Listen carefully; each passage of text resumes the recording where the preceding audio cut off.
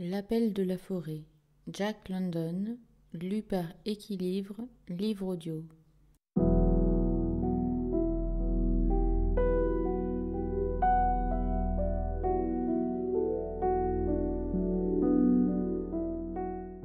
6.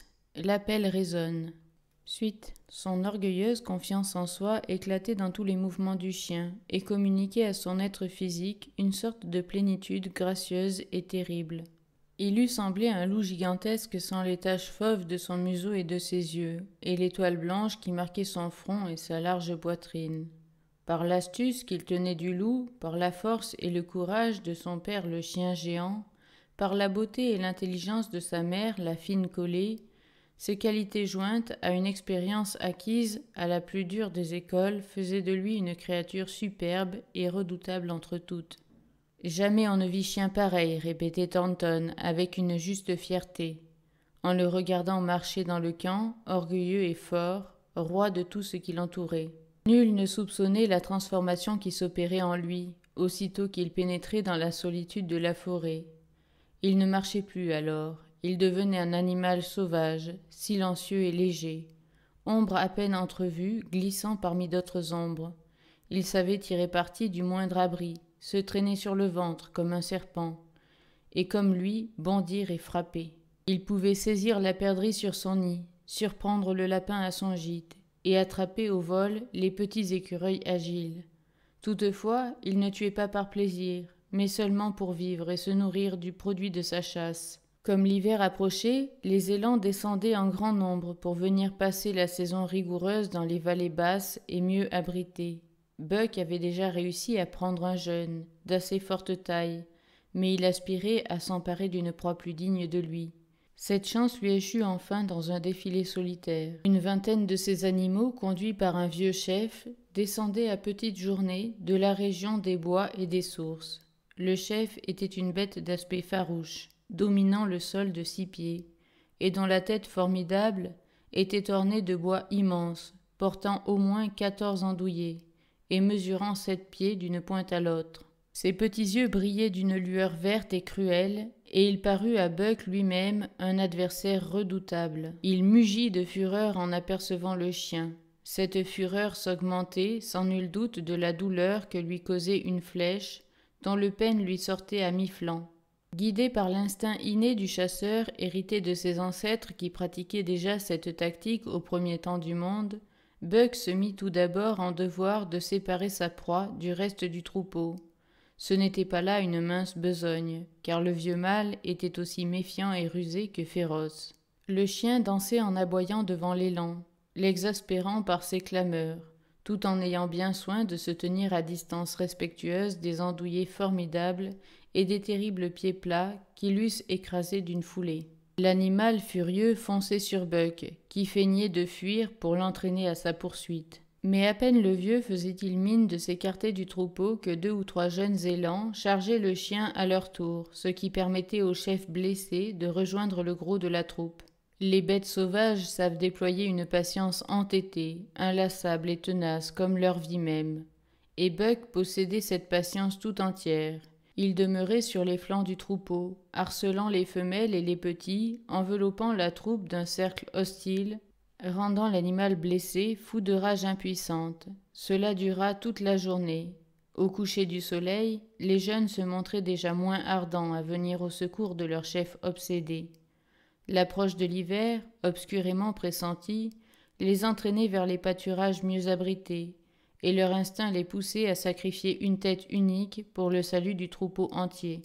Quand la nuit tomba, le vieux mâle se tenait la tête basse, regardant s'éloigner les compagnons qu'il ne pouvait plus suivre, les vaches qu'il avait protégées, les veaux dont il était le père, les jeunes audacieux qu'il avait vaincus, tous disparaissaient, d'une allure se faisant toujours plus rapide, dans la lumière expirante du soir. Il allait terminer sa longue carrière de lutte et de victoire sous la dent d'un animal dont la tête n'arrivait pas à la hauteur de ses lourds genoux. Dès cet instant, Buck ne lâcha sa proie ni nuit ni jour, l'empêchant de dormir, de boire ou de brouter l'herbe, et les jeunes pousses de sol et de bouleau. Dans son désespoir, l'élan piquait des galops furieux et sans but. Buck le suivait d'une allure facile, se couchant quand sa victime s'arrêtait, mais l'attaquant dès qu'elle faisait mine de manger ou de boire. La lourde tête s'abaissait de plus en plus sous ses bois énormes, et le trot traînant se ralentissait. Pendant de longs moments, l'animal demeurait immobile, le nez baissé vers la terre, les oreilles pendantes et molles. L'implacable chasseur pouvait alors se reposer et boire lui-même. Et dans ces instants de répit, quand Buck demeurait couché, haletant, sa langue rouge allongée sur ses dents blanches, il lui semblait pressentir un changement subtil dans la contrée. On eût dit que des êtres nouveaux y avaient pénétré. En même temps que les élans descendaient des hauteurs, la forêt, l'onde et l'air décelaient leur présence qu'un sens mystérieux lui révélait. Et il résolut, sa chasse terminée, d'approfondir cette étrange et attirante énigme. Le soir du 4e jour de chasse, il terrassa enfin le grand élan, et pendant 24 heures, il demeura près de sa proie, mangeant et dormant tour à tour. Puis, reposé, rafraîchi et vigoureux, il reprit le chemin du camp de Thornton. Il allait d'un long galop aisé qui durait des heures entières sans jamais se tromper, se dirigeant avec une sûreté humiliante pour l'homme et son aiguille magnétique. Tout en marchant, ce changement pressenti s'affirmait à lui de plus en plus. Il y avait dans le pays une présence nouvelle, et cette conviction ne venait plus seulement de son instinct propre. Le témoignage des autres animaux, celui de la brise même, la confirmait en lui. Plusieurs fois il s'arrêta pour respirer l'air frais du matin et déchiffrer un message qui lui faisait reprendre sa course avec plus d'ardeur, car il sentait le drame tout proche, une calamité imminente, sinon déjà consommée. Aussi, après avoir traversé la dernière cascade, descendait-il vers le camp en redoublant de circonspection. Au bout de 3 miles, il rencontra une piste fraîche, menant droit au camp de John Thornton. Buck se hâtait, le poil hérissé, les nerfs tendus, attentif à 1000 détails qui lui confirmaient certains faits, sans lui en donner la conclusion. Son odorat lui révélait le passage d'êtres vivants sur les traces desquels il courait. Le silence absolu de la forêt le frappa. Les oiseaux avaient fui, et les écureuils se cachaient au creux des arbres. Tandis que Buck glissait, rapide et furtif comme une ombre, une senteur irrésistible le prit soudain à la gorge et le détourna de sa route. Cette nouvelle piste l'amena dans un taillis où il trouva son camarade Nig, gisant sur le flanc, traversé de part en part par une flèche barbelée. 100 mètres plus loin, Buck, sans s'arrêter, vit un des chiens indigènes achetés à Dawson qui se tordait dans les dernières convulsions de l'agonie. Il entendit alors s'élever du camp une sorte de mélopée sauvage et monotone. Rampant à plat ventre au bord de la clairière, il découvrit le cadavre de Hans, couché sur la face, et le corps hérissé de flèches comme un porc-épic. Mais au même instant, il aperçut par les interstices des branches un spectacle qui lui fit hérisser le poil et le remplit d'une rage aveugle. La présence pressentie prenait corps, elle était visible sous la forme d'une troupe de peaux-rouges Yétas, dansant la danse de guerre autour de la cabane en ruine de John Thornton. Un grondement féroce s'échappe de la poitrine convulsée de Buck. La passion détruit soudain les conseils de la prudence et de la ruse si chèrement acquises.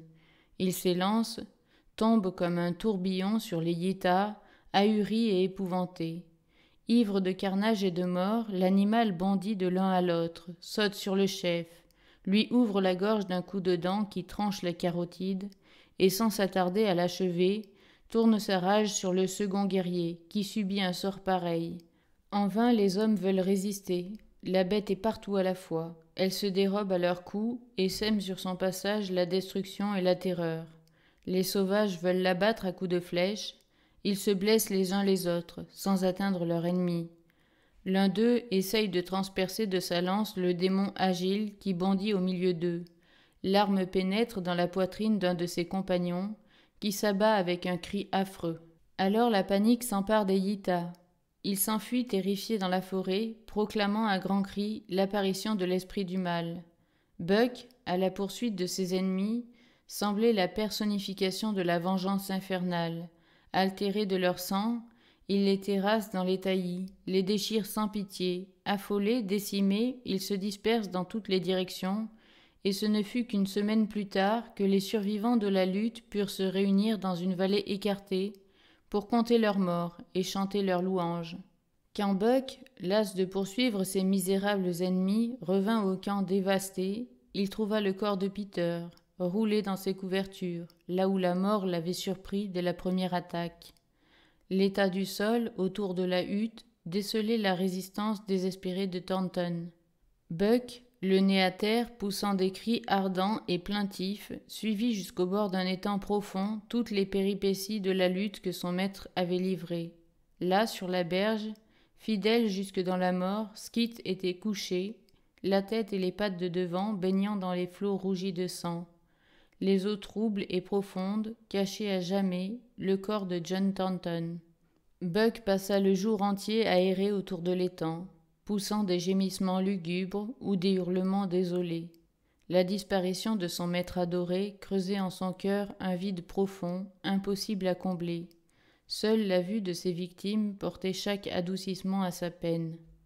Fier d'avoir tué des hommes, le plus noble des gibiers, il reniflait curieusement les cadavres, surpris d'avoir triomphé si facilement de ceux qui savaient se rendre redoutables à l'occasion. Désormais, il ne connaîtrait plus la crainte de l'homme. La lune parut dans les cieux, baignant la terre d'une lumière sépulcrale, et Buck sentit avec la nuit monter dans la forêt l'éveil d'une vie nouvelle. Il se dressa, humant l'air, des abois lointains retentissaient, se rapprochant rapidement. Il reconnut en eux une part de ce passé qui ressuscitait en lui. S'avançant dans la clairière, il écouta sans trouble et sans remords la voix qui depuis longtemps le sollicitait. Désormais il était libre, libre de lui répondre et de lui obéir. John Thornton mort, plus rien ne rattachait Buck à l'humanité. Comme un flot argenté, la meute des loups déboucha dans la clairière où Buck, immobile comme un chien de pierre, attendait leur venue. Son aspect était si imposant qu'ils s'arrêtèrent un instant, interdits. Mais un plus hardi que les autres sauta sur le chien, qui lui tordit le cou, rapide comme l'éclair. Puis il reprit sa pose majestueuse, sans se préoccuper de la bête qui râlait à terre. 3 autres tentent l'attaque, et se retirent en désordre, la gorge ouverte d'une oreille à l'autre. Enfin la horde entière se rue sur l'ennemi, mais la merveilleuse agilité de Buck, sa force sans pareille, lui permettent de déjouer toutes les attaques. Pour empêcher les assaillants de le prendre par derrière, il vient s'adosser à un talus, et protégé de 3 côtés, réussit à se défendre si vaillamment que les loups découragés reculent enfin. Les uns demeurent couchés, la langue pendante, saignant par 20 blessures, les autres jappent, montrant leurs crocs, étincelants, sans quitter de l'œil le terrible adversaire. D'autres boivent avidement l'eau de l'étang. Tout à coup, un loup grand et maigre se détache de la troupe et s'approche du chien avec précaution, mais en gémissant doucement. Buck reconnaît soudain son frère sauvage, son compagnon d'une nuit et d'un jour. Leurs 2 museaux se touchent, et le chien sent son cœur battre d'une émotion nouvelle. À son tour, un vieux loup décharné, couvert de cicatrices, se rapproche. Buck, tout en retroussant les lèvres, lui flaire les narines et remue doucement la queue, sur quoi le vieux guerrier s'assied et, pointant son museau vers la lune, pousse un hurlement mélancolique et prolongé. Les autres le reprennent en chœur. Buck reconnaît l'appel. Il s'assied et hurle de même. Alors la meute l'entoure en le reniflant, sans plus lui témoigner aucune hostilité. Et tout à coup, les chefs, poussant le cri de chasse, s'élancent dans la forêt. La bande entière les suit, donnant de la voix, tandis que Buck, aux côtés du frère sauvage, galope, hurlant comme elle. Et ceci est la fin de l'histoire de Buck. Mais les Indiens, au bout de peu d'années, remarquèrent une modification dans la race des loups de forêt. De plus forte taille, certains des jeunes montrent des taches fauves aux yeux et sur le museau, une étoile blanche au front ou à la poitrine.